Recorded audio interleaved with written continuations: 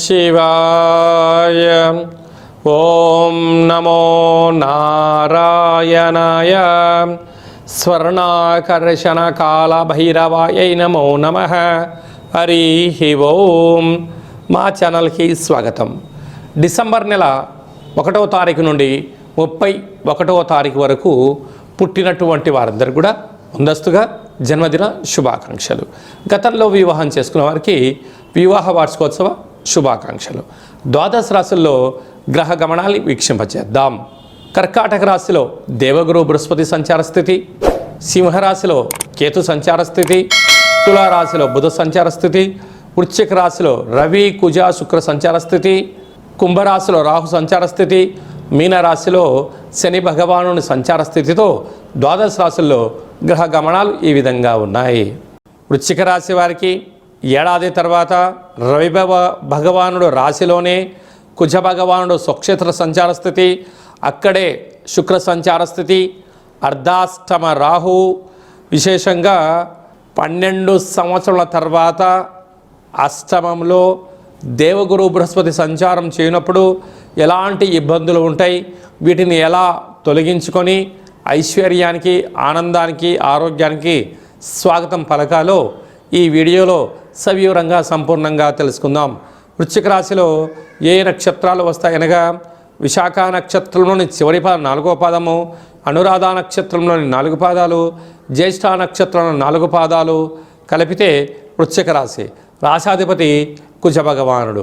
రాశిలోనే ఆత్మకారకుడు రవి, రుణరోగ శత్రుకారకుడు కుజుడు, కలత్రకారకుడు శుక్రుడు ఉండడం వలన వాహన ప్రయాణాలలో ఇబ్బందులు, జల సమస్యలు, అనారోగ్య సమస్యలు, దూరావాయు జల ప్రయాణాల ఆటంకాలు, పోలీస్ స్టేషన్లు, కోర్టు సమస్యలతో విలవిలలాడే పరిస్థితి ఉంటుంది. బ్యాంకు యొక్క లావాదేవీలు, పెట్టుబడులతో సతమతమయ్యే పరిస్థితి చాలా అధికంగా ఉంటుంది. అర్ధాష్టమరాహు అనేక మంది శత్రులు పొంచి ఉన్నారు. పిల్లలు కలిగిన వారితో ఆనందం కలగదు. వారు ఎంతసేపు ఉన్నా మీ దగ్గర ఉన్న ధనాన్ని తీసుకెళ్లాలని అనుకునేటువంటి ఇబ్బంది కలగడం. అష్టమంలో గురు సంచార స్థితి అనేక రకాల మంది మిమ్మల్ని మానసికంగా ఇబ్బంది పెడుతూ, మీరు చాలా తెలివైన వారు, ఓపిక ఉంటుంది, పట్టుదల ఉంటుంది, సహనం ఉంటుంది, కానీ మీ ఇంట్లో వాళ్ళే మిమ్మల్ని పరీక్ష పెడుతూ, మిమ్మల్ని అనేక రకాలుగా ఇబ్బంది పెడుతూ ముందుకు తీసుకెళ్లే పరిస్థితి చాలా అధికంగా ఉంటుంది.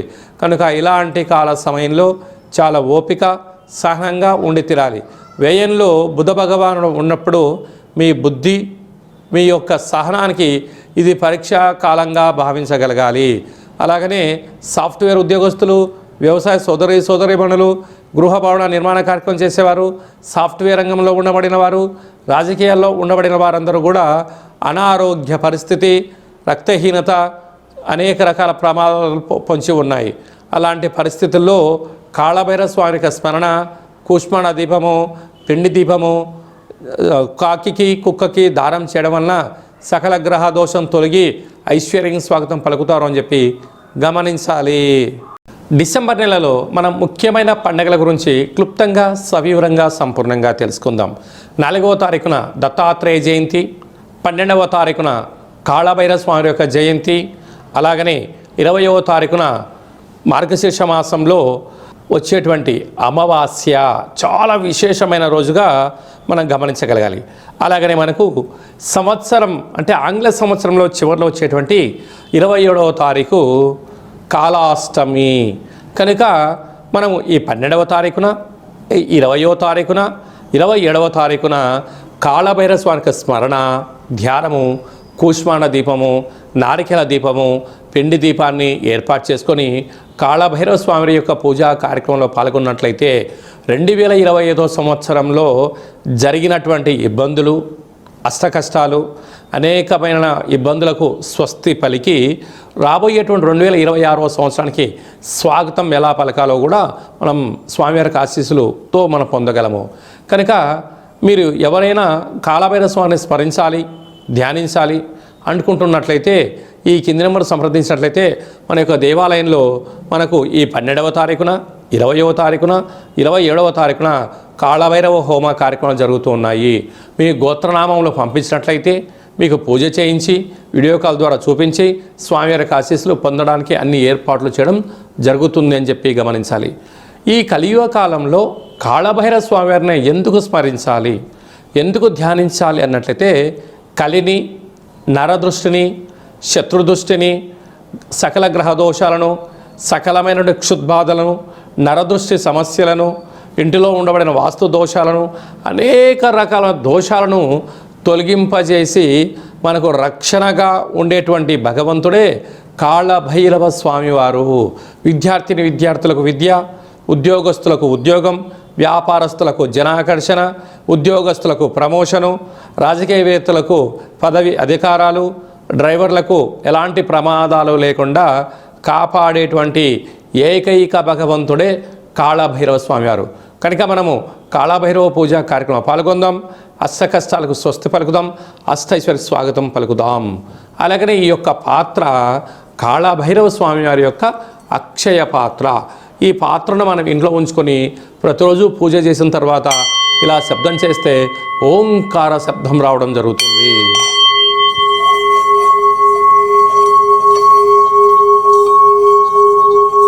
ఇలా కాళభైరవ స్వామివారిని స్మరిస్తూ 12 సార్లు ఓం కాళభైరవాయ నమః అనేటువంటి మంత్రాన్ని ఉచ్చరింపచేయడం వలన సకల శుభం, ఐశ్వర్యం, ఆనందం మనకు భగవంతుడు దగ్గరగా చేయడం జరుగుతుంది.